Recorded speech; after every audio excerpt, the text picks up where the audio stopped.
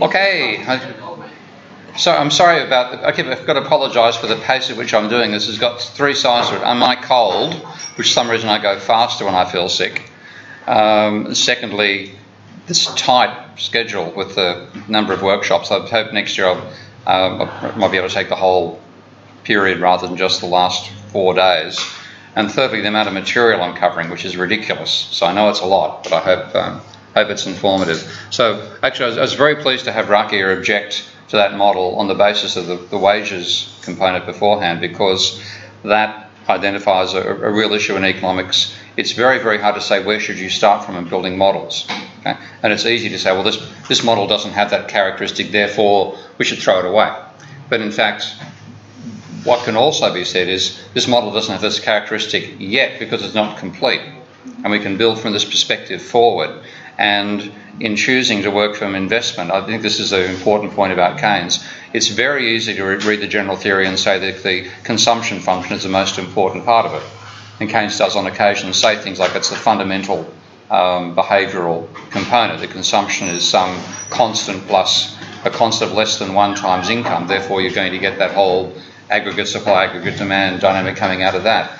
But he also says in 37, when he's thinking in less of a Marshallian way, he says that the most important determinant of output is investment because it is far more volatile.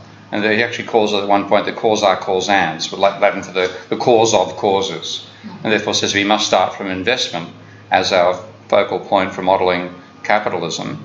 And also realises in that paper, though he doesn't carry through on it, that investment requires finance.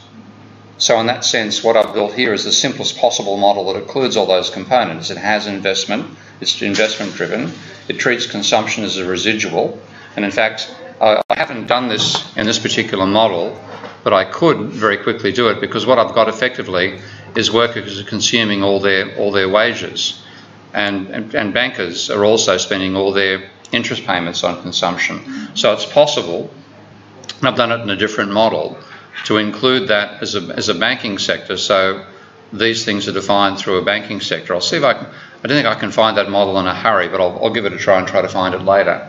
But that includes, starts off by saying workers consume all their wages, bankers consume all their interest earnings. Now what you can then do, of course, at a later stage is say, well, they don't consume all their wages, or they consume with a lag, etc., etc. And then what you get out of that is, if you're determining consumption and you're determining investment and you're determining output, the gap between consumption plus investment and output is going to be change in stocks, which can be positive or negative.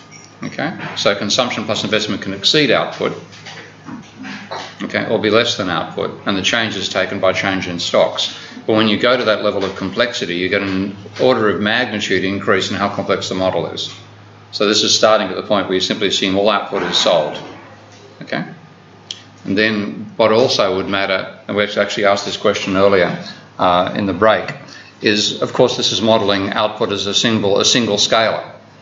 In fact, we know what output really is a whole mass of different commodities.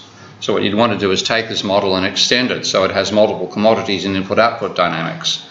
Now, I've done that in MathCAD and Mathematica, so I can show you an example of that later. But with Minsky, what I want to do is have it possible to define a scalar model of production like this, and then right-click and say, how many sectors do you want? 100? And it will generate the 100 equations that are necessary to make that work, including input-output dynamics between the different sectors, cash flows, etc., etc. So I've done that with the symbolic mathematics programs, and I know it works. But to get it coded in Minsky would be, again, only guessing, but I'd say probably $20,000, $30,000 worth of Russell's time to write the code to do that. And then what would be done is, rather than a single a scalar differential equation describing output, you'd be generating a vector differential equation. Okay? Much more complex, but much more realistic as well.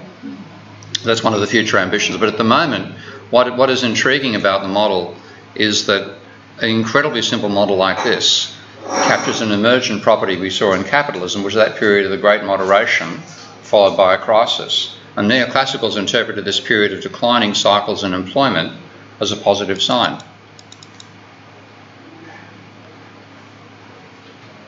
And when I first modelled this, I did it in Mathematica back in August of '92, and I remember showing it to one of my lecturers at the University of New South Wales, an econometrician called so is his last name. I can't think of his first name. Very nice guy. But he looked at it and said, Steve, if you've identified anything in capitalism, we're in deep, deep trouble. And I ended up my 1995 paper. It took 3 years for the paper to be published after it was accepted, which is not a particularly pleasing thing, but that's why it came out in '95 and I wrote it in '92. I finished off with a rhetorical flourish saying that the chaotic dynamics in this paper should warn us against treating a period of stability in a capitalist economy as anything other than a lull before the storm. I thought it was a nice piece of rhetoric. Then it happened. Okay. So in that sense, what you get out of this is what Minsky was identifying in the financial instability hypothesis drops out of an incredibly simple structural model of capitalism. Okay. And Minsky did not himself see this period of moderation before the crisis. So in that sense, what this model adds to it, Minsky was trying to model a debt-driven breakdown. And that's what you're seeing going on here. If I continue the model on a bit longer, it's linear, and that means linear in the behaviour, which means that the booms are as big as the busts. But of course, if you have a non-linear set of functions for investment behaviour and a non-linear set of functions for workers' response to unemployment, you get asymmetry. The booms are not as big as the busts, and that's more realistic. So the role of bringing in non-linear behaviour into the model is not to give you non-linear cycles, but to give you more realism. So I'll show you another model where I've got non-linear behaviour rather than a linear Phillips curve as I've got here, and you'll see the difference in the behaviour. But what Minsky identified was this idea of a series of cycles leading to a breakdown driven by huge accumulation in private debt. So it's a simple model. And if you think about what economists are observing, and I mean economists who really do see the real world properly, people like Schumpeter and Minsky and Fisher and to some extent Marx and Keynes, they have to be seeing an abstraction.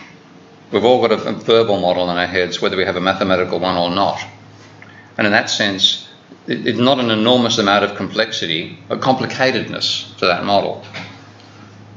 So in a fundamental way, a simple mathematical model like this, which just focuses on income distribution, production and debt, can identify most of what Minsky saw in capitalism very accurately at a qualitative level, not quantitative. You're not getting a quantitative prediction for what's going to happen in a future cycle, but you're getting qualitative behaviour. So I'll just change one element of this model here and to show you the difference.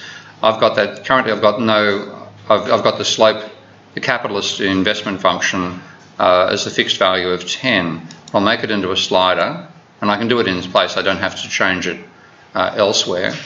Make it into a parameter as well, and go through the rigmarole of, see, it sets to 0 by Minsky, so I've got to go back and edit it again, make it 10, and give it, say, a maximum value of 20 and a minimum of, say, 5 with a variable of 1. So now it should work, and now I'll set it down to a value of 5 initially and see what happens. And let's put another plot in here where I plot the debt to GDP, debt ratio versus employment rate on a separate phase plot as well.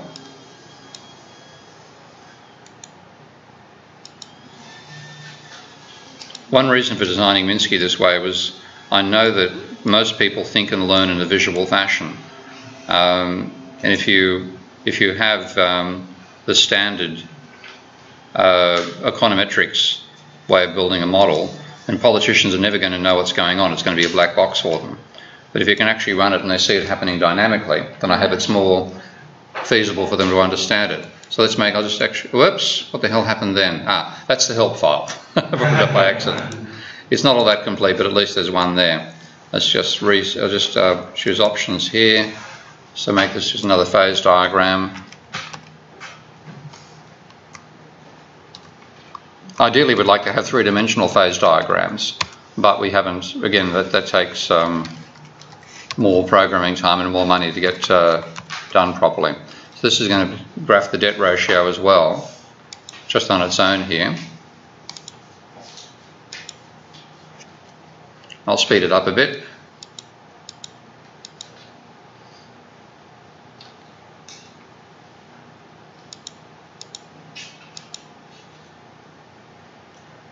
And what you get is an equilibrium convergence. Okay.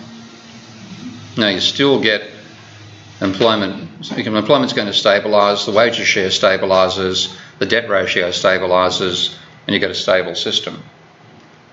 And if I now, let's change the slope of that investment function. I'll see if I can change it while the model's running. Okay, here we go. It's an increase in the debt ratio. Again, that stabilises at a high. Let's try a higher ratio again.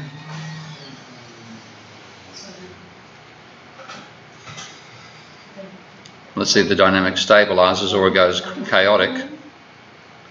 Now it's going chaotic. Notice what's happening now? What is the variable? Yeah.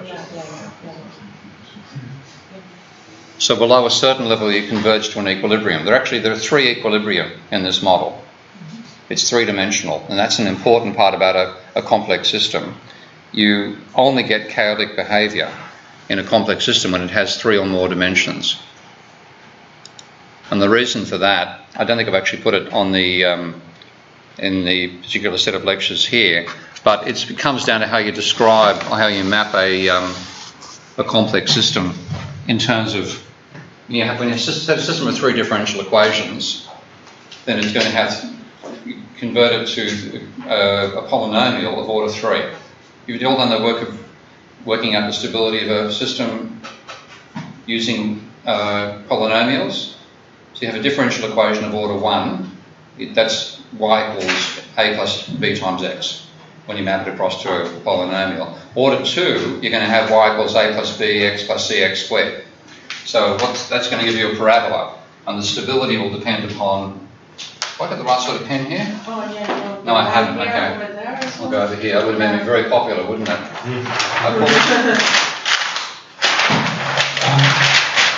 Oh, great. That's without that. When you look at what that means in terms of stability for a system, with two dimensions, if you graph the XY relationship, you're going to have several possibilities. One is you're going to get a parabola like that, which has got two equilibrium positions, both positive. They're both going to be unstable. Or you can have two which are stable, negative values for the eigenvalues, so it's going to converge. Or you might get one of both, so stable and unstable. That's going to give you a saddle. Or you might have a complex one, where it's going to give you cycles. Those are your possibilities. But that's, it's a reasonable range of potential outcomes, but it's still fairly limited. When you have a third order system, it necessarily has a real eigenvalue. Okay? And that real eigenvalue can be positive, it can be negative, and there can be one of them or it can be three, but you're necessarily going to have a real one inside there. Now, that gives you potential behaviour, one of the set of characteristic types of behaviour, and I can't for the life of me remember the name of the economists, the mathematicians who worked this particular one out, but they said you can describe the dynamics as being like the dynamics between a curved line like that and a straight line. So if I have, I've done it badly. I'll put up with it. Let's extend it a bit further. If you describe the dynamics as being bouncing between that line and the curve, then you're going to go bounce. No, I've done it very badly. But what you're going to do is iterate to and converge to that equilibrium. Okay. If you're up here, it's unstable. But if your line actually is at this slope, then what you're going to do is bounce between the line and the curve and appear to be converging, and then bounce out the other side and get more volatile. And that was first identified in fluid dynamics, but that's what I've actually shown you with this particular model. It's that class of model. So you see the cycles. I'll rerun the model now with. Last question for this. Yeah, sure. This slide, it's the ratio savings. Or? This one here, yeah, that's how reactive capitalists are to the rate of profit. Okay, so if I put a low level to that, then a big gap between the actual rate of profit and the level where they just invest all their profits means they borrow a lot of money. So in a sense, this is more aggressive capitalists, more likely to invest, which is the sort of capitalist you'd want. Okay, but when you put it in this model where they borrow money, that can actually be taking on more debt, and the outcome of a higher desire to invest by capitalists is a lower rate of profit and a lower rate of investment, and the financial crisis. This is the stuff where Minsky was saying it's stuff which is inherent to capitalism that causes a crisis. So you'd want capitalists to be willing to invest. If they're willing to invest and they borrow money to finance it, you're more likely to have an excessive level of debt. The high level of debt means more of GDP goes to bankers than it goes to capitalists, and therefore you get a lower rate of growth out of a higher desire to invest.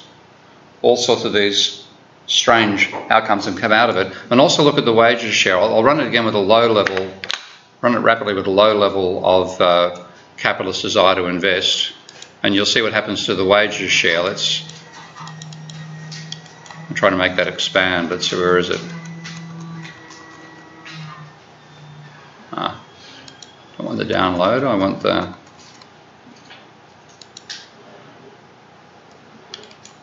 And maybe I've got the same old problem again. Okay.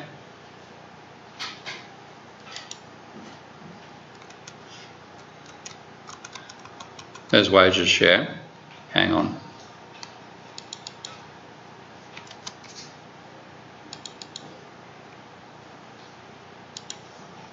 I'll shut some of these windows down that have popped up. I'm trying to find the wages share, the graph. There we are.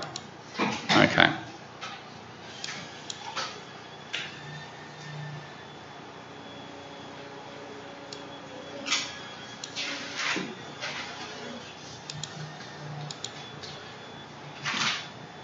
So what you get with this lower level of desire to invest is stability in the wages share, stability in the debt level, but the wages share falls. Now, if I might just move this down here so I can try to show the, where are we? But make it go a bit smaller. Okay, I'm trying to bring the slider in. Okay, so I'm going to go for the higher value now. Now notice in this model, it's not the capitalist, it's the capitalists who are borrowing money and investing, not the workers borrowing money. But the dynamics of the system are that the workers pay for it and the lower wages share. So we now simulate this with a higher level of desire to invest. What actually happens is that workers' share of GDP, which is this large graph over here, falls. So again, there's another emergent property. Even though the capitalists are the ones doing the borrowing the money, they tend, as Marx himself said, the rate of accumulation is the independent variable. The wages share is the dependent variable. The higher level of desire to invest actually ends up with a higher level of debt and a lower level of workers' share of GDP. You can see the clear trend there, even though the cycles are coming forward now towards breakdown. You can see a trend for a declining share of wages in GDP. Again, that's one of the phenomena we know we've actually identified in the economy, which again is why I like this model as simple, but catching the complex dynamics of capitalism far better than the more complicated but neoclassical models that don't have these aren't dynamic, force equilibrium, and don't look at income distribution. Assume that marginal productivity takes care of everything, which of course it doesn't. So this is, and again, as I said, I enjoyed Rakia challenging it before as being arbitrary, because I can also show exactly the same model can be derived by working straight from macroeconomic identities. And that implies that the structure of capitalism gives you its behaviour. Okay? You don't need to have elaborate models about individual behaviour. You can have very simple models of behaviour of social classes, so long as you get the structure right, that output is divided between what work with bankers, workers and capitalists. You include the social classes, that people borrow money to invest, that the borrowed money expands demand because it's credit-based, it's not a reallocation of spending. Get all those structural things right. And even with the simplest possible behavioural relations, you get something which looks like what happens in capitalism at a qualitative level. So the neoclassicals tried to derive macro from micro, and they failed. That's why I've linked that. I mentioned that Anderson paper beforehand. It says it's a common phenomenon that collections of entities do not behave the same way as isolated entities. You must look at the relations between them before you can define the overall dynamics. And neoclassical, that's a particular hypothesis I mentioned earlier, the Sonnenschein Mantel de Breuer. And I cover that in a fair bit of detail in Debunking Economics as to why that's so important and why it's been both ignored and wrongly interpreted by neoclassicals themselves. They should have accepted that it proved that you can't derive a demand curve unless you include income distribution, which their model excludes. Okay?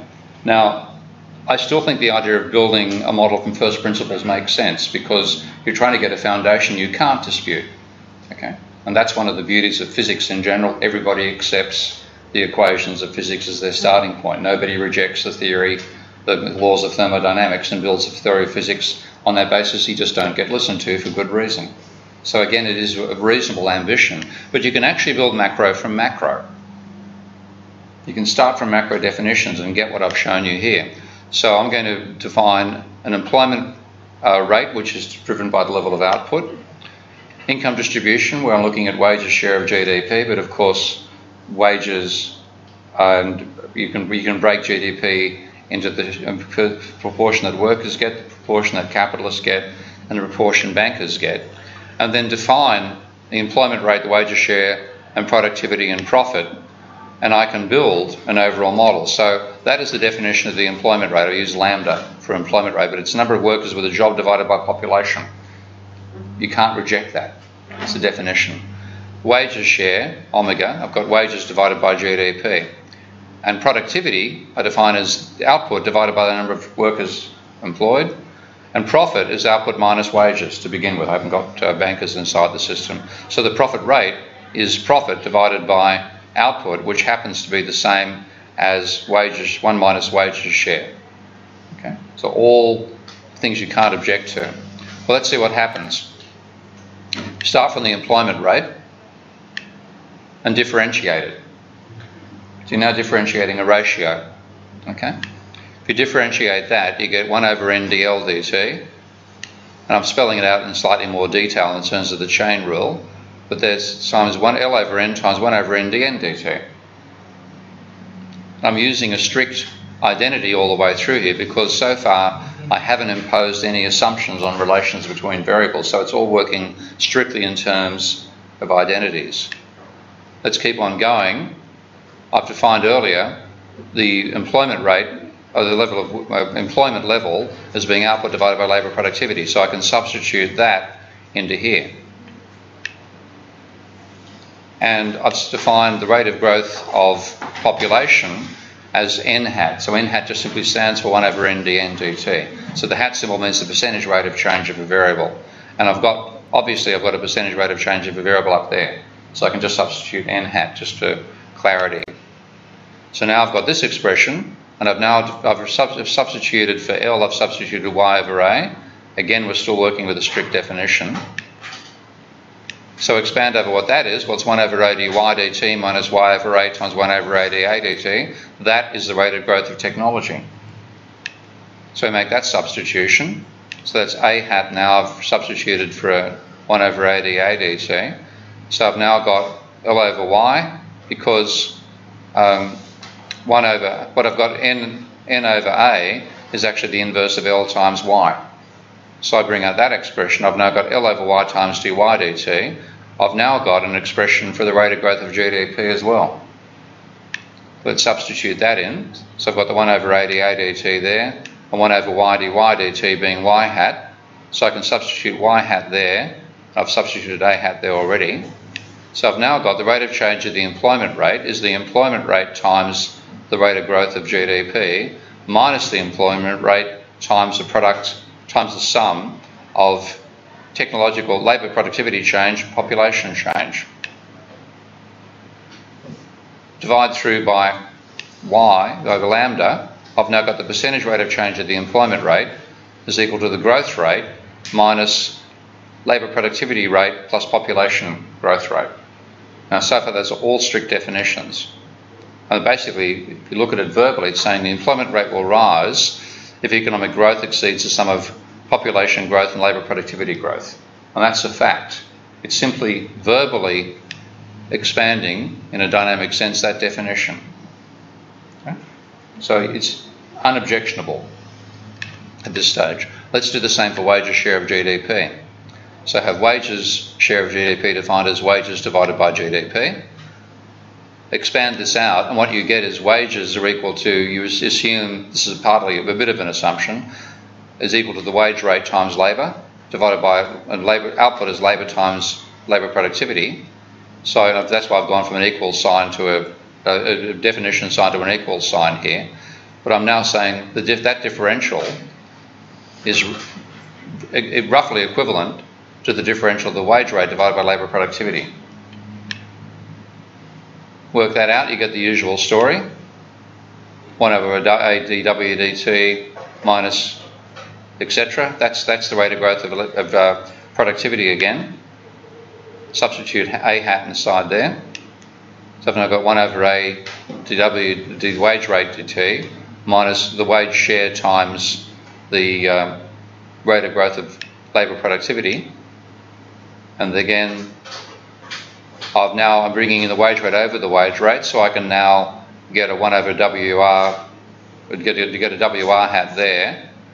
This now becomes the wage rate divided by labour productivity again, times 1 over W dw dt, which is the rate of change of wages, minus wages share times labour productivity, once more. I've now got W hat and A hat. Put the whole expression together, you finally got the rate of change of wages share is the rate of change of wages minus the rate of change of labour productivity, and verbally that's saying wages share of output will rise if wage rise exceeds growth in labour productivity. Again, that's a factual statement. Okay? Well, let's start putting it into a model.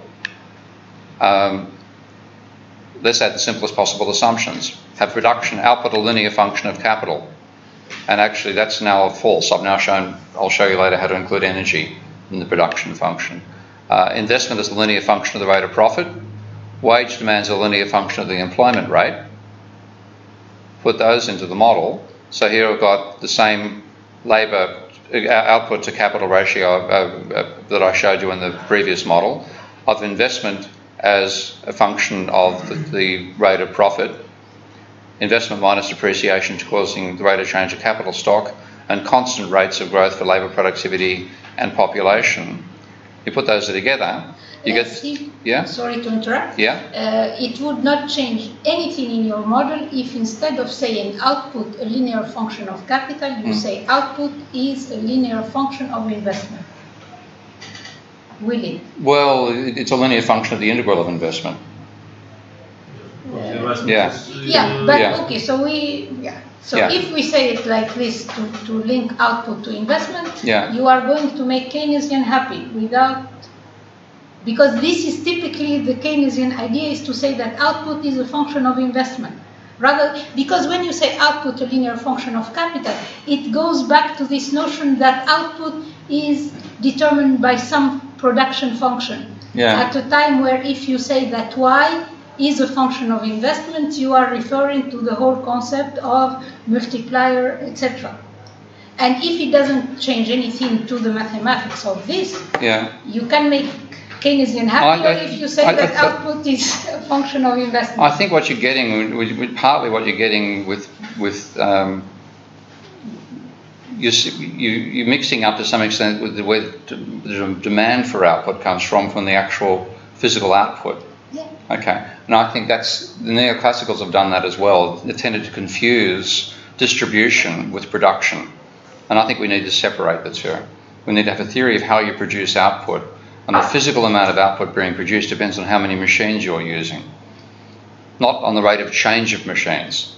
If you think about what investment is, investment fundamentally, physical investment is the rate of change of the installed machinery.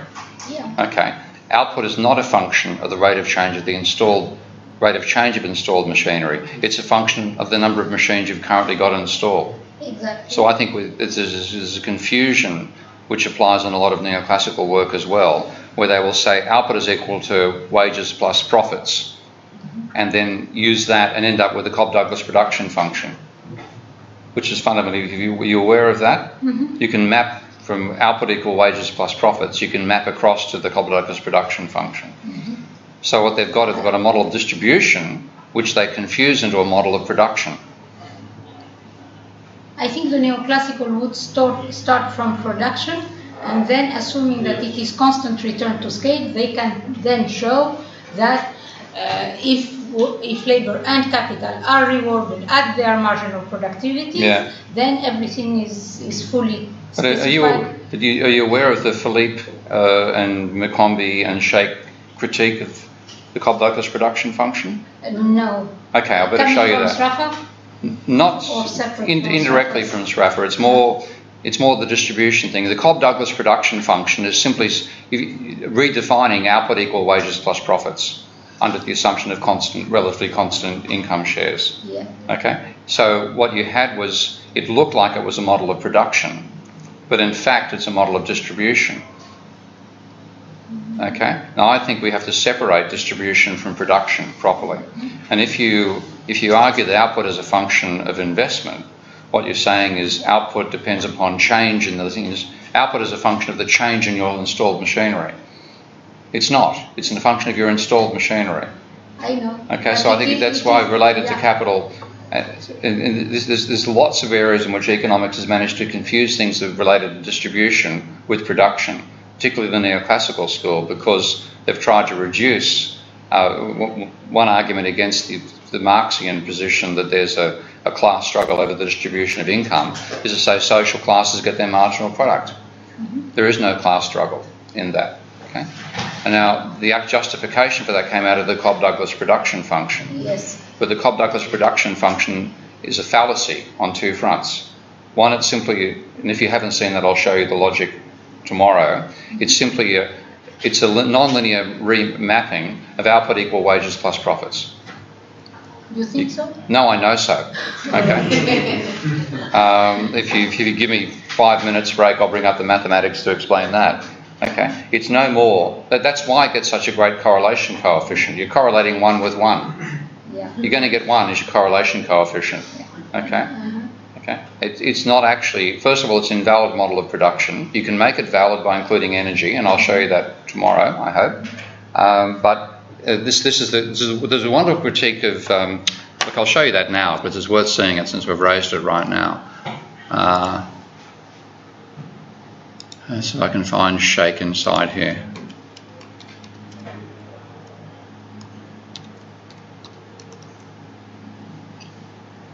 This is one of the most brilliant papers in economics called The Humbug Production Function by Anwar Sheikh. And what he shows inside here is that the Cobb-Douglas production function is simply a mapping of output equal wages plus profits.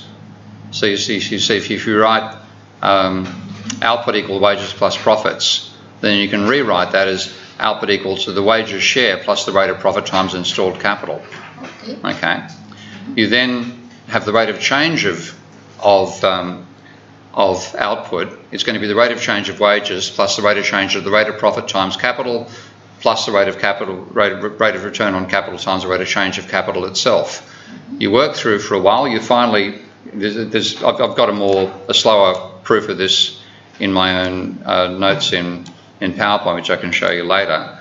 But what you get out of that is you can now define the percentage rate of growth of output as the ratio of wages to GDP times the percentage rate of change of wages plus the return on capital times the rate of change of wages as a percentage plus the same for the rate of change of capital. And you finally keep on going a bit further. Hang on, let's go down here. Take logs, integrate, and you end up with the Cobb-Douglas production function. Where, Okay. constant return. With constant returns to scale. Yeah, but So- I could show very well that started from This you can derive the... exact. I can derive the other one and have But pretend therefore, that but if you correlate them to the data, of course you're going to get a high correlation because you're correlating x equals x with x. No, No, it means mathematically you can start from this and derive the Yeah, yeah. starting from... but in both ways you're confusing distribution with production. Not necessarily. No. If I say I'm starting by formulating the technology as being a constant return technology, and I want to formulate it like Cobb-Douglas, then I can pretend that I have a full theory of income distribution, whereby these two factors are going to be rewarded according to their marginal productivity, and then I can show that output will be fully spent between these two factors.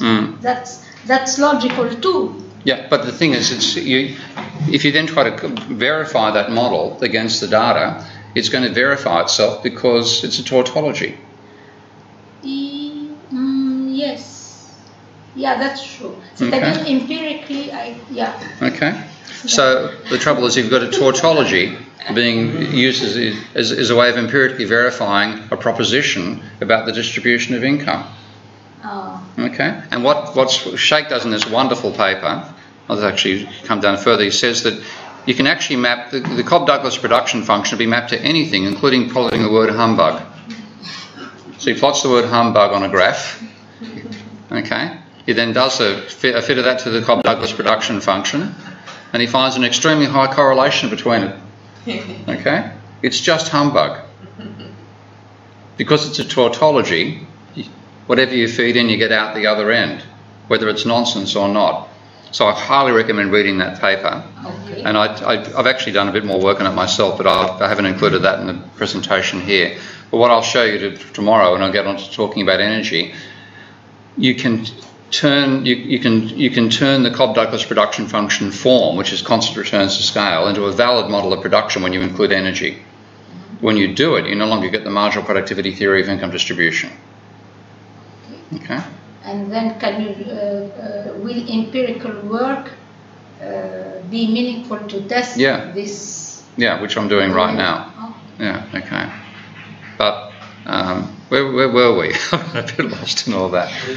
Yeah, but Shakespeare, Pardon? paper. Pardon? Humbug production. Sorry? Yeah, Humbug production function.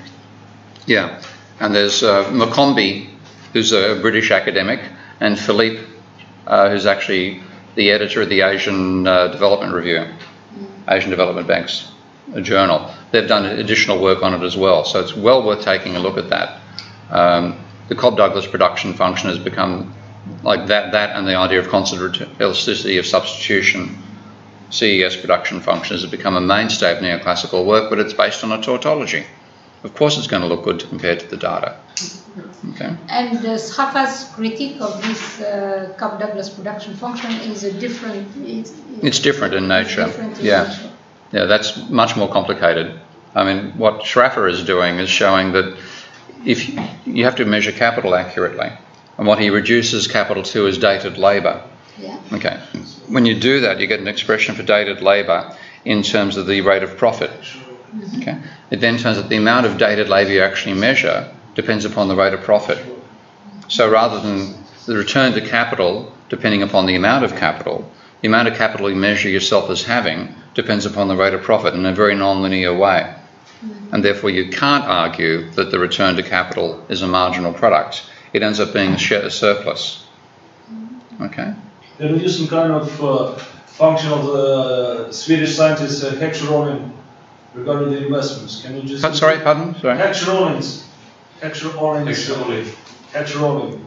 Swedish scientist.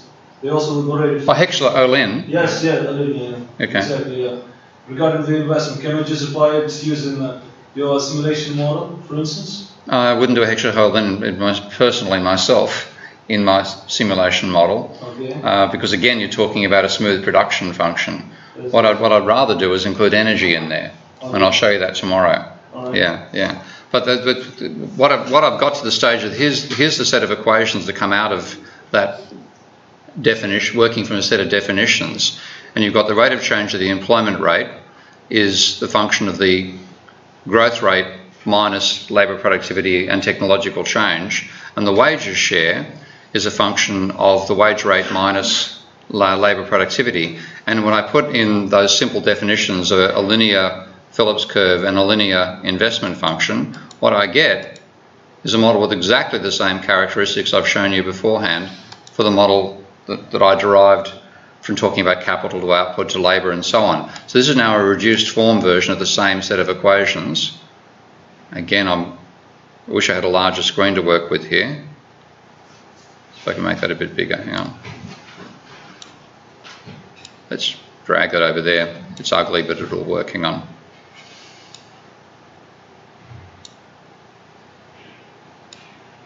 So the model I showed you before that we could dispute, okay, I've now derived it from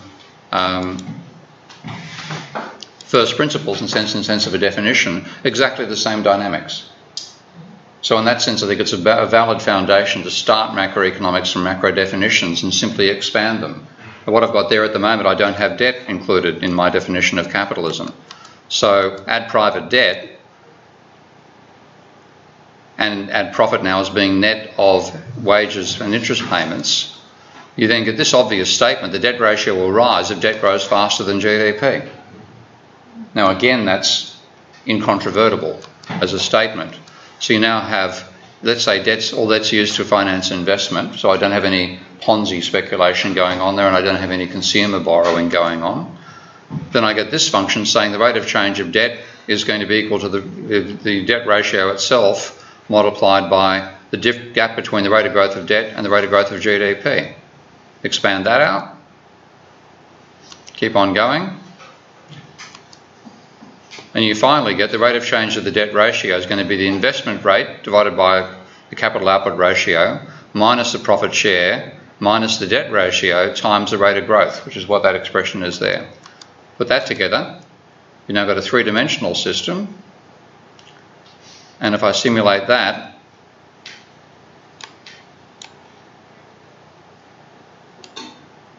then the same dynamics I showed you a while ago that with that causal model, with that flowchart causal model, turn up here. Okay. Now that is not including prices, and I don't think I've actually. Some of the things we see happening here, you have periods of apparent stability followed by breakdown. You have the income distribution effect turning up, falling amount going to workers, more going to bankers. All those things turn up in the economy from a simple model derived from its definitions. Now, what I've added in this model, and again, let's just see, as you see It's definition plus one behavioral equation. Two behavioural equations, yeah, one for workers and one for capitalists, yeah. So, but what I've added here is price dynamics. So I'll see if I can actually try to make that wider on screen. Okay, let's just make this a bit bigger. So the basic dynamics are quite simple still. I'm saying you have gross investment minus, hang on.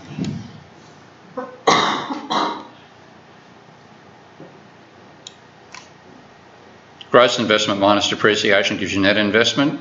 Integrated gives you capital, divided by capital output ratio gives you output, but multiplied by the price level gives you the nominal value of capital. And I have only got one price level inside the model right now. It would be sensible having two price levels, one for consumer goods and the other for capital goods. So that would make it more realistic.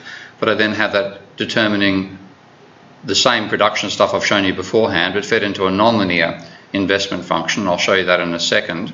And you've also got nominal value of output as well as the real value of output. So I have nominal GDP minus nominal wages plus nominal interest gives you the nominal rate of profit, divided by the nominal level of capital gives you the rate of profit, feed that into a nonlinear investment function, multiply that by the price level, you get net investment, and that again gives you rate of change of debt. So it's otherwise the same system as I've shown you beforehand, and interest payments are then subtracted from nominal output to give you the level of actual profit. And the nonlinear functions I have are simply exponential functions. Plus I also have a Phillips curve down here where the rate of change of prices depends upon wage demands with a time lag. And if I simulate this model, let's just bring up a couple of the elements of it a bit larger. That's going to be the employment rate over there. And let's have the inflation rate here.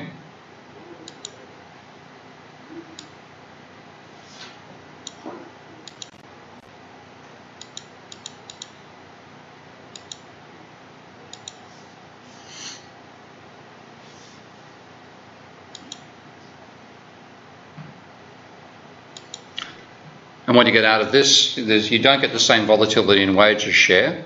Notice that's reduced by the price dynamics. You still get volatility, but nothing like the scale you saw in the model without prices, so it's more realistic in that sense. And one of the most intriguing things is the profit share, because what's going on behind the dynamics is that capitalists' decision to invest depends upon the rate of profit. The rate of profit depends upon what they're paying both to workers and bankers. Those are the other two social classes in the model. Their desire to invest is triggered at a certain rate of profit. So above that rate of profit, they're likely to invest and therefore borrow money. Below that level of profit, they're going to not invest and pay debt off. Okay? But if there's a rising amount of money they've borrowed over time, then the point at which they'll reach that rate of profit will have a higher level of bankers' share but a lower level of workers' share. So they return to what looks like an equilibrium level for themselves for the profit rate, with that equilibrium in the background having a higher share going to bankers and a lower share going to workers. So one offsets the other. As you have deflation setting in, which is what's also happening in the chart for the price level there, because you're now falling into deflation over here. Okay. The compounding of debt accelerates, so the debt ratio starts to rise. The wages share is falling as fast as it can. You've got a non-linearity there. There's a maximum rate at which workers will accept wage cuts. So the rate of growth of debt starts to exceed the rate of falling of debt levels. But as it happens for a while, the profit share, whereabouts are we? Okay. The profit share finally goes stable. So from the point of view of capitalists, everything is fantastic. A stable share of profit, a profit share of GDP, everything's wonderful.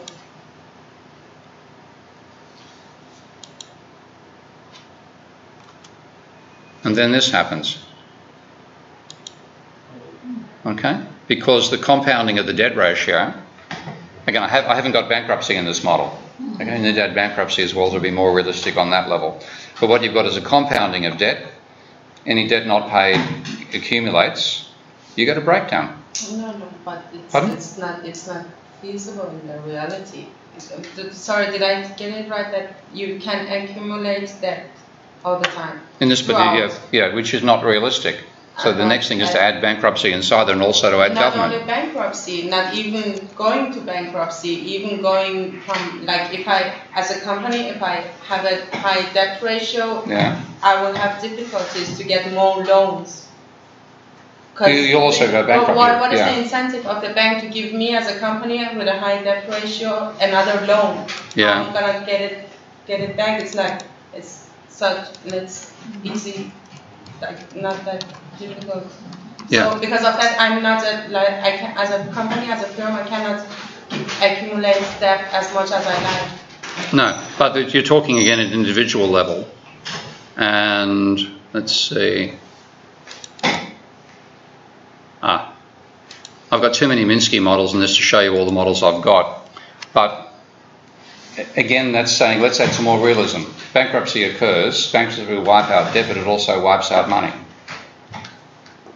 Okay? So at the aggregate level, if you have somebody going bankrupt, the debt that they have is eliminated, so the debt level falls. But to eliminate that debt, you're also writing off money. So the money supply falls. So you get a compounding effect.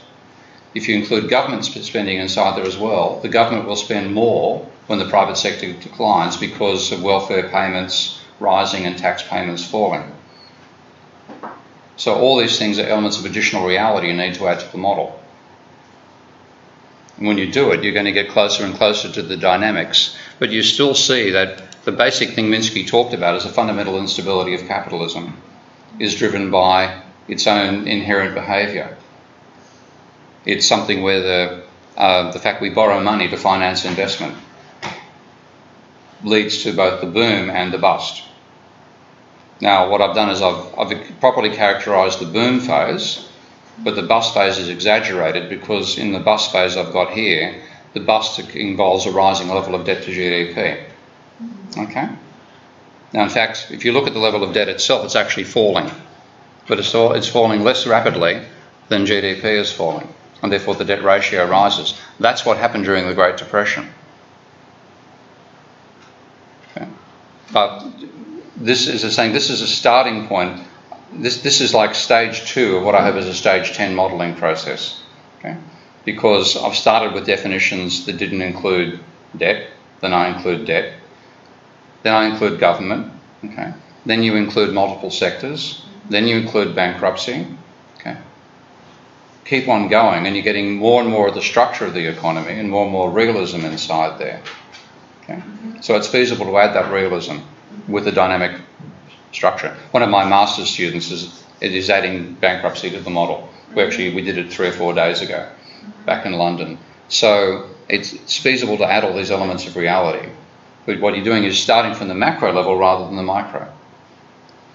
Yeah, I guess what Maria was suggesting is maybe that she thinks that the same financial structure and the way it is described to be working like this, is that it won't lead you to booms until you get a collapse, because banks will know how to stop before we get there by saying, look, you are too indebted, I'm not going to lend anymore to you, and then perhaps she thinks that this would lead the system to stabilize at a point where, I think you've got to find the government's got to be in there as well.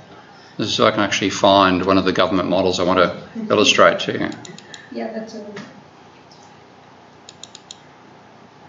that's a bit of a mess, that one. I'm going to try that one.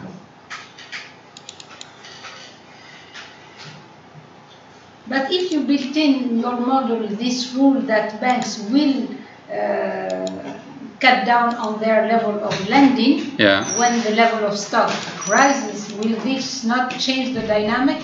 Oh, it will, yeah.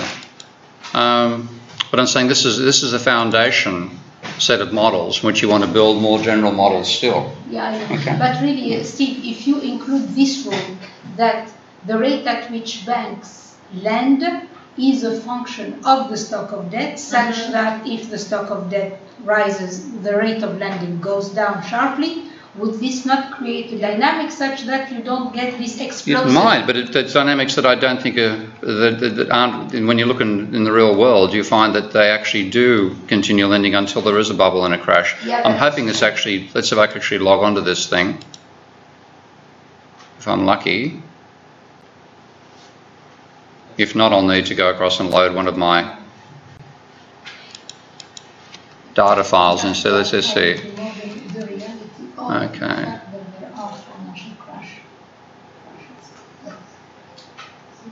So the financial crash is coming. Let's go across and. Banks are not behaving the way rational banks should be, which is to cut down lending. You might wish banks would behave that way. The trouble is, when you look at the data, they don't. Let's see if I can find. Where are we? Then this is like this extreme assumption, but it's not extreme, because we are trying to understand why in the real world there have been this financial crisis. So we know that this was not extreme and was the reality of what happened. This will take a while to load.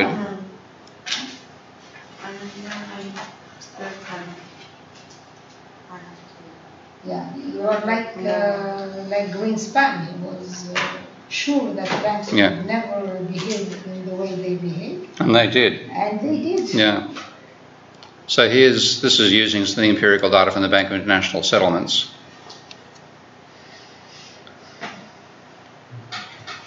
And it's going to take a while to load. I think the computer set itself to being slow again. Looks like it's in slow mode. Okay.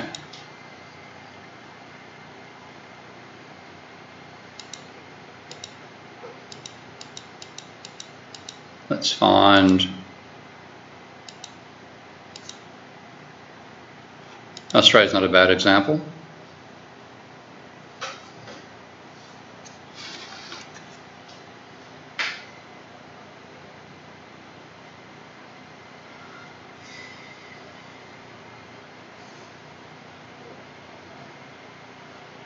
I hate it when computers take time to get things done. And especially, I think you are like so energetic, very impatient. and I like for me it would be normal. I wouldn't care, but like. No, I'm very impatient.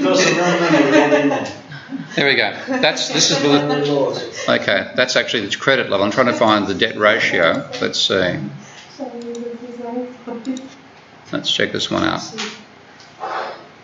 That's the data that first identified me that a financial crisis was approaching, Australian private debt to GDP ratio, because I was writing this expert witness report back in 2005, and I remember it was about 9 o'clock on a Friday night, because as it happened, I was in another city with my then wife, and I thought I had 11 days to write this report, and I actually had 4 days, given the deadline. So I was working furiously to get it done, and I wrote this throwaway line saying, debt to GDP ratios have been rising exponentially.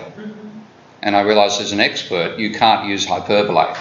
The barrister can get away with hyperbole, the expert can't. You're actually, in Australian law, when you're employed as an expert witness, even though you're paid for by one side of the court case, your responsibility is to the court, not to the person who's paid you. So any statement you make must be verifiable by the facts.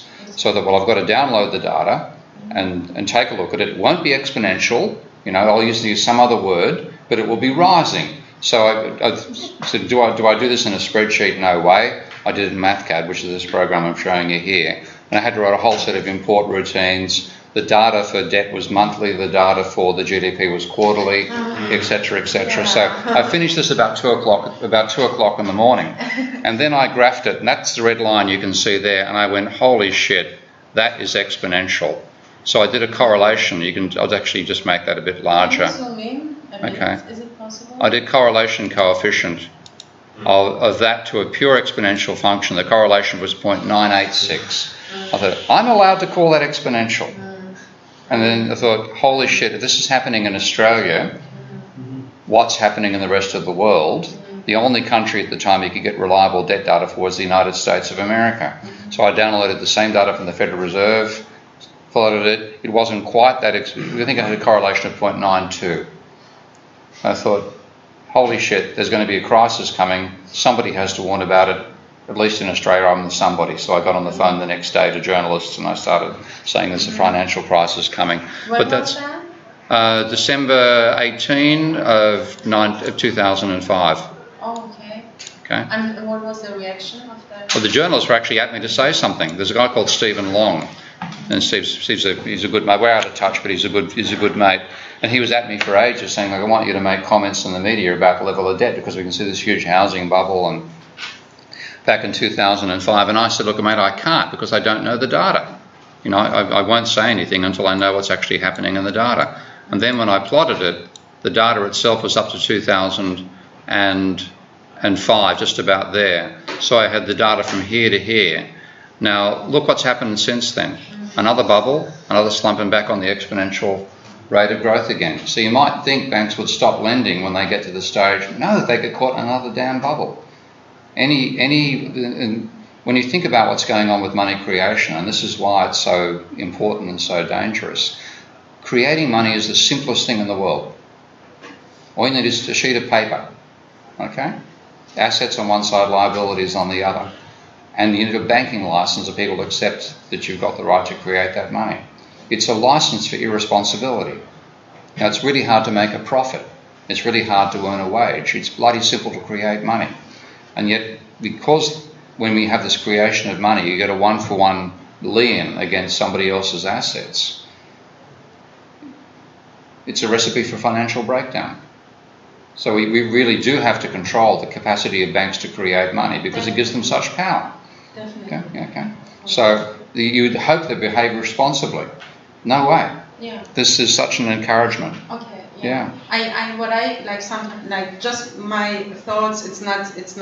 Please don't judge me. So it's, so it's just what I think is what people, or let's say the financial crisis. What happens in between the financial crisis? No one is coming and if the financial crisis occurs, then people are going, yeah, this system is not, Yeah. And then in between, like people, I think like profiting from the whole system and like, and then like in between this period, everything is happy and fine and everything, and then a financial crisis, so we have to change the system. But the system worked actually during this period well, all right, and no one was complaining, so now we are complaining. So this is one thing that I'm not sure what to think about we just first, we always, like, if it works well, then it's all right. If it's, we don't focus on the good things. Yeah, and that's what I want to say. We don't focus what it's working. Yeah. And and the other thing I wanted to say, definitely, we should try to depower these institutions, because they don't behave as they should. But the other point of view is the government does this regulation. How do we know that the government, that these are people too, the same, like people who would be in banks probably, like, how do we know that the government is not corrupt? Yeah, well, this is, again, and this is like one of the questions I still have. Yeah, well, to me, one of the main things we need to do is include the debt ratio as one of our macroeconomic indicators. Mm-hmm. Okay? Because all we have, if you think about how conventional economics, and this is both, a lot of Keynesian, so-called Keynesian, as well as neoclassical, all they have as indicators is the inflation rate and the employment rate. Mm-hmm. They completely ignore the debt ratio. Yes. And I've shown you the impact of including debt in the model. Mm-hmm. So if we have debt there as another indicator and say we can't let debt get past a certain level, and again it's going to be a rule of thumb rather than a hard and fast optimal level. Once you've got that in there, then that's an indicator that they've got to respond to.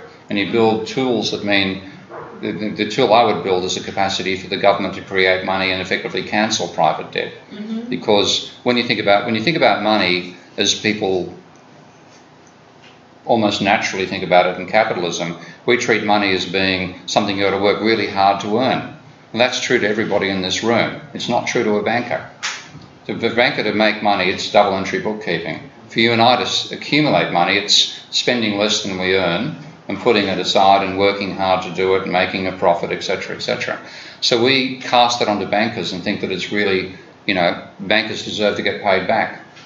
And debt is sacrosanct. But if you see debt as being created by double entry bookkeeping, and there are two institutions that can do it in society, banks being one, governments being the other, then it's because it's so simple to do it. You want one to be able to compensate for the errors made by the other. And that's, in that case, I would say it should be fairly automatic to say, if there's too much private debt in the economy, then you cancel it in such a way using government creation that it doesn't benefit those who speculated, if who gets benefit from it. And you then counteract the tendency which exists in the pure system, which I'm modelling here, for a debt accumulation and a debt-induced breakdown, and for the distribution of income to be skewed by debt. All stuff which you can't see from a neoclassical perspective, but it drops out ridiculously simply out of models like that. Steve, I have a question. It's not clear to me. How can the government, what are you proposing in terms of how a government should deal with stock of private debt once the government decides that it has gone up too much?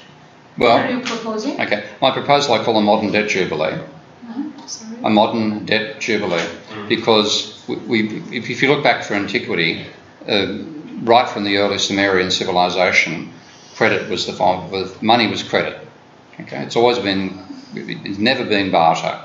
The whole idea that barter was the formation early societies used barter as just a myth. And on that front, the best book I'd recommend, I'll recommend two books to you. One is called Debt the First 5,000 Years by David Graeber. Have you heard of that one? Anthropologist. Pardon? Anthropologist, yeah. Good guy too, he's a good mate of mine. One of the nice things about being a rebel writer is I get to meet all these interesting people, and David's a lot of fun. He also wrote one interesting book called Bullshit Jobs. Exactly, yeah, I think it's fabulous. And that's the, I think is it been published? Has it been published yet? In German? I don't know. Oh, in English, I'm not sure. English, yeah. Graeber. David Graeber, Graeber. So his book called Debt the First 5,000 Years explains the history of credit. He teaches currently in the UK, right? Yeah, that's right, yeah. He's in the London School of Economics now in the anthropology department. And another one by a guy called Felix Martin, and that's called Money, the Unauthorised Biography. Highly recommended books. Money, the Unauthorised Biography. What they both explain is that money has always been a promise. Okay? Now, it's easy to... Money's been a promise to pay that other people have accepted as full payment. Okay? The thing I showed you for Graziani, it's the logical thing Graziani derives about a monetary economy has been the nature of credit all the way through history. Well, one thing that Michael Hudson, another good friend of mine and a leading researcher in anthropology and economics as well, Michael, working with his research partner Cornelia Wunsch, Cornelia speaks 13 languages, including ancient Babylonian. And so she's translated all these ancient cuneiforms. And one of the things they found in one of the cuneiforms was that it was a logical argument that the level of debt tends to rise exponentially. Because back in those days, everything was stated in fractions. Like, for example, interest was based on, I think it was based on the number 60, because that would give you debt doubling over 5 years, which is 5 times 12 months. Okay. It's all based on calendar systems and so on. So in the cuneiforms, they'd have this logic for the rising level of debt. And then they'd show for agricultural productivity, what they'd show is like a sigmoidal relation. Low level fertiliser, which means cow dung, of course, stabilised at a high level. And ultimately, the burden of the debt on the burden of the agriculture means that the moneylender ends up taking over everything. Now, back in those ancient, particularly in Sumerian civilization, that was the world's first empire. In the Sumerian Empire, all its soldiers were freemen. But if you were an agricultural, if you had a peasant and you went into debt and the season didn't work out as planned, and you'd become a debt slave, and for a period of time you would be owned by the moneylender, have to work for the moneylender's fields and so on, you could no longer be recruited by the army. So the empire faced collapsing because it couldn't get enough soldiers. So what was the empire's solution? To the moneylender. Okay? And then ultimately became institutionalised. So every 7 times 7 years, every 49 years, or every change of emperor, all debts were abolished. So, and then back when you did it in that way, the debt being abolished meant all the people who were working as debt slaves would know they could return to their own farms at a certain date in the future. So there was a certain social relationship between the slave owners and the slaves. The slaves knew at some point they'd be liberated, which gave you a form of social cohesion you wouldn't otherwise have in a slave society. Of course, they also captured foreign slaves and they worked to death. So the idea of a debt jubilee became a regular part of ancient civilizations because of this realisation of the tendency to debt rise faster than productivity. Pardon me, it's cold at mine. Do you want to should I get you some water? I'll be fine a bit longer, I think. We're almost finishing up, I think. But if you do an ancient debt jubilee now, it'd forgive all the people who'd speculated and leave people who didn't speculate with nothing. Okay. So my idea is the government can create money by double entry bookkeeping in the same sense that the banks create by double entry bookkeeping. At the moment they're doing for quantitative easing. What they're doing is buying financial assets with money they create off financial institutions, which is driving up financial assets. which is only benefiting the wealthy who own the assets in the first place. You can instead do a people's quantitative easing, where you inject money into everybody's bank accounts. Government creates the money, puts the money in your bank accounts. If you're in debt, you must pay your debt down. If you're not in debt, you get a cash injection. Now, it would be also feasible because that reduces household debt, but it doesn't reduce corporate debt. And if you take a look at the data, let's take a look at the Australian data here. Again, this is a very common tendency across capitalist nations, okay, that we've gone from a low level of debt to GDP for both households and corporates to a high level of debt. That's gone from 30% of GDP to virtually 80% of GDP for the corporate sector. That was during the 70s to 80s bubble. Now, as soon as banks could no longer lend to the corporate sector, because the corporate sector, when it borrows, is borrowing for investment, okay? And you can see the cycles in that data. Yes, it's gone up, but there have been periods where it's fallen as well. Households have borrowed like crazy, okay, until they reach saturation. And that's when the financial crisis occurred for most countries. That's when it went the opposite direction. So you've got huge levels of household debt, and compared to the golden days of capitalism, huge levels of corporate debt as well. So one thing you could have is, say, the people who get a cash injection, in other words, people who don't have debt, they've got to use that cash injection to buy corporate shares, where the corporate shares would be issued so that they can cancel corporate debt. And we could try to bring this debt level down from the level that it is now. You can see in Australia's case it's 210% of GDP. Bring it back down to 50% over time, 50 or 60%, which is a safe level. That example I gave you, that numerical example beforehand, when you're at 50% of GDP, even a substantial drop in the rate of growth of debt still doesn't cause aggregate demand to fall. So that's what I see as the safe range, between 40 and 70% of GDP. That's a safe range. And we could use the government's money creation capacity to do that. And when we did it, you'd also be reversing the wealth inequality effects that we've seen in the last 20 or 30 years as well. How was your range again? Which range would you recommend, or which ratio? Of the order of 40 to 80% of GDP. 40 to 80. And if you look at a global level, we're well beyond that. That's Australia's data there. I'll just go for a smaller scale so I can see the other countries. So this is the United States.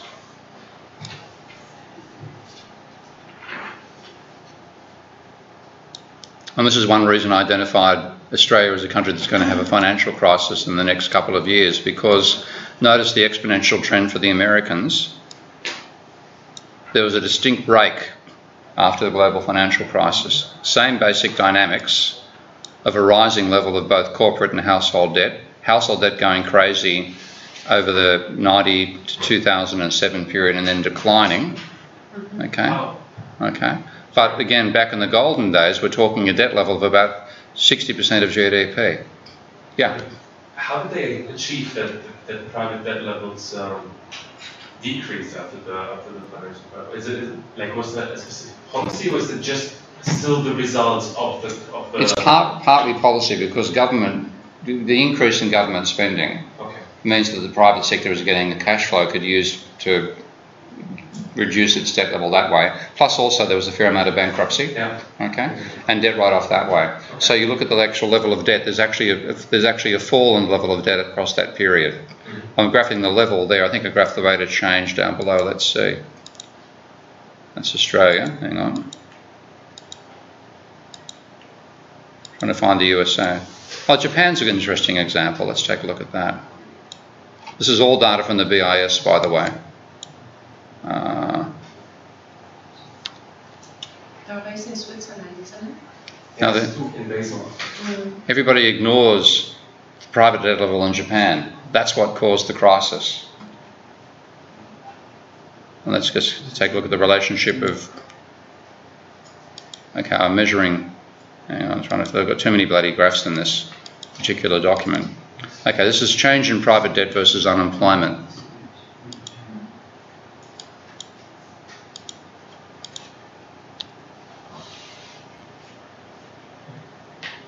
Now, according to mainstream economics, there's no correlation. According to the statistics, the correlation is about minus 0.9. Okay? So again, it's a vital economic indicator. If we leave it out of our system, we're going to have crises. If we include it, then we have to address it. And you can address it by the state's capability to create money in the same way that the private banks do by double entry bookkeeping. So just don't give debt the halcyon position we give it right now, this sacrosanct thing where we treat it like interpersonal debt. You know, if I borrowed your watch just all the time and didn't return your watch, I robbed you of your watch. You know, that's the way we think about it. But with banks have created too much money. They're not warehouses, they're factories. Yeah. Okay?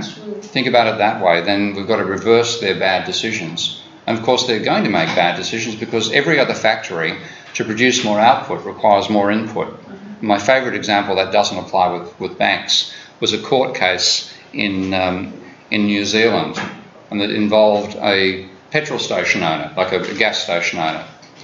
And he applied for a $100,000 overdraft from from Westpac, which is one of Australia's major banks. And his overdraft was approved.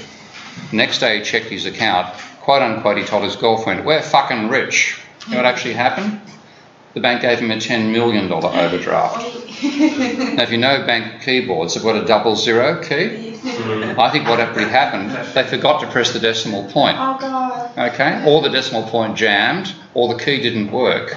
And so effectively, if you think about how many characters, 100 0006 dot 00, there's 9 characters, okay, to type $100,000. Accidentally, the clerk typed 8 characters. Now that's about like 12% less energy being used, produced 100 times as much money. Okay? So money is the only thing you can create more of with less energy. And therefore, it doesn't have any of the controls any theory of economics makes about what limits production. Yeah, so you've got to limit it another way. And that's once you acknowledge that it is just double entry bookkeeping that creates it, then you've got every right in the world to say, let's write it off. Let's find a way of doing that fairly. Let's not let it accumulate. But everything we're doing at the moment with things like quantitative easing is amplifying that instability, making it worse. Okay? Okay, so now, if I make 2 questions regarding this debt jubilee. Is there not a concern about... No, let me take up the first point. The first point is that if you give an equal amount to everybody, some of the most heavily indebted households that bought houses, subprime mortgages, they don't have an ability, they will still lose their house. Because presumably if you are distributing even a big amount of money over the entire population, each individual will get a small amount that might not be helpful to those that are heavily indebted, especially the poor household that got these subprime mortgages. That's well. Let's talk about that one first of all, because what you have in income distribution is fundamentally a power law distribution. In other words, a tiny proportion of the population has the greatest amount of the wealth. Now, if you give a level which enables cancellation of debt, which in America's case would be equivalent to about 100% of GDP, so you're talking, let's say it's $20 trillion for a population of about 400 million people, okay, you're talking about 500,000 people, certainly 50,000. I've got to work out what the maths turns out to, but it's going to be a substantial amount of money for poor people and a trivial amount of money for rich people. So fundamentally, the ones you're worried about, the ones who are low-income earners who've got, subprime loans, etc., they'll probably get enough to cancel at least half their debt and be viable. It's the wealthy you're not going to reward. If you're doing a per capita distribution of that amount of money, okay, the rich won't particularly notice it, okay, in terms of the cash injection. The poor certainly will. And it might help them keep their houses. Yeah. Maybe I will have to We'll look at the stats later. I'm not going to try to do it in my head when I've got a cold. About the magnitudes. Okay. And the worry about the potential inflationary impact of this. This is one of those things that you at least and I are old enough to justify worrying about inflation, but every time this gets raised with people who are 17 years old, the first thing I'll say is, well, what about inflation? Yeah. And I say, yeah, let's have some. Because like central banks are trying to cause it right now and they can't cause it, largely because they don't understand what actually generates it. Yeah, but it might degenerate into something big, if you are proposing to distribute 100% of GDP. But that's partly why, and this was only a recent idea I've come up with. I have colleagues who are fans of what they call the guy called Louis Kelso, who has a book he calls The Capitalist Manifesto, and he wanted to use share redistribution to enable workers to take stakes in the factory, in the companies they worked for, and saw this as a way of getting a capitalist revolution rather than a socialist one. I've always been sceptical about that for the simple reason that I don't expect capitalists to give away capitalism willingly. But if you said that money creation, if you use the government money creation to give money to people independent of whether they had debt, so that people who didn't have debt got a cash injection, you could also require them to use that money to buy shares, not to spend. In which case you wouldn't get an inflationary impact out of it. You'd get a redistribution of the ownership of capital. Of wealth, yeah. And this is like the motivation behind this theory is that if the worker is a part of the company, then he's more motivated to work harder, because not just because he gets the fixed sum, but also the share of the profit. That's the Capitalist Manifesto argument. And this is the motivation behind which I find actually appealing. Convincing. Thank you. Yeah, convincing. Yeah. So you could tailor. It's possible to tailor this proposal in such a way that you minimise the dangers of inflationary surge. The main danger I'd see isn't so much inflation. It's a blowout in your current account, because if you did this with a country running a trade deficit, then a lot of that spending would go on imported goods, and you'd have a trade deficit problem. So I'd be actually looking. That to me is the more important deficit. If you think about the obsession economists have about government deficits, that's a false obsession. They should want the government to be running a deficit because that's part of one form of money creation. So they obsess about the government deficit, they ignore the private deficit, and they also ignore the trade deficit. Now the two crucial ones are private deficit. The more private borrowing we do, the more we get into a debt crisis, but also the foreign balance. If you start running a current account deficit, you are effectively creating money for other countries at your own expense, and you're undermining your capacity to invest and industrialise in your own country.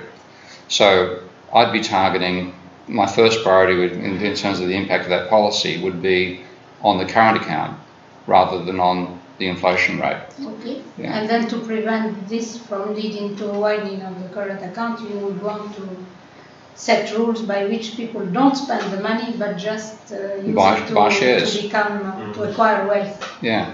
And then when you do that as well, you reduce the leverage of the private companies. And then you get it back to the level where it's in a range where we can actually control it again, because partly one of the questions which I'm sure John raised with you is what gave us the golden age of capitalism, the 50s and the 60s. High rates of growth, high levels of workers' share of income, etc., etc. A large part of it was low levels of private debt and high levels of credit at the time not being a danger because we were growing from such a low level of private debt. Now we've reached the other end of the spectrum where we have the highest level of debt in the history of capitalism, and therefore the lowest share of income going to workers, highest level of financial instability, and low investment because corporations, particularly American and Japanese, are carrying such large levels of debt that rather than investing with any money they make, they're buying back their own shares. You're getting a low level of physical investment in the economy and the worst performance of capitalism. So if you have all this money pouring in the stock market to buy shares, you might, what will happen? You are going to create another boom in asset prices? Well, what I'd require is the corporations that receive that money or issue those shares should be issuing it specifically for the purpose of debt cancellation. Because again, if you said to actually, for people, individual households to be able to buy these shares, the shares that would be issued would have to be used one for one by the companies that issued them for debt cancellation. So but you are going to oblige companies to issue new shares? Yeah. Yeah? Yeah. New shares. Yeah. And then say, use this cash to reduce your debt? Yeah. Politically, zero feasibility. Yes. Okay, I'm not arguing, but I think you have to. People keep one of the things. Whenever you're a critic of the mainstream, people say, "Well, what's your proposal? Alternative?" Well, I've got an alternative. It's feasible, but it's not politically feasible. Why? Because of the class structure and the extent to which the finance sector dominates. How do you think? How could you explain how just, for instance, business cycles or economical cycles can influence inflation, for instance, and how can they simultaneously influence economic crisis? Oh, we're always going to have a business cycle. This is one.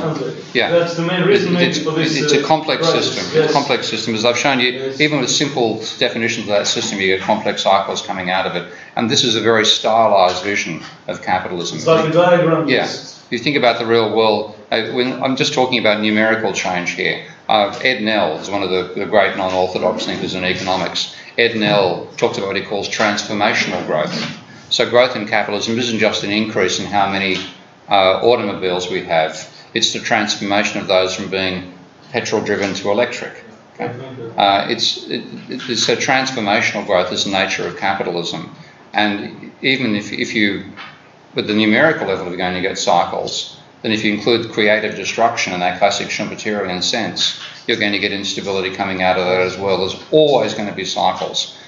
The belief that there isn't going to be cycles is turning your blackboard model into believing it's the real world. And it's not just neoclassicals who are guilty of that. Some post-Keynesians do it as well. So I'm very emphatic. You're never going to get rid of cycles. Any complex system will have cycles. It's a question of how much you let those cycles, how extreme you let them go, and do the cycles lead to breakdown? And if you look at Minsky's definition of stability, his definition of stability wasn't equilibrium. It was the absence of breakdown. Okay, so we want to prevent breakdowns, and we can see that debt is the main cause of breakdowns. But you don't want to prevent cycles, because cycles are a natural part of any complex system, including our bodies, which are getting ready to eat food. So, okay.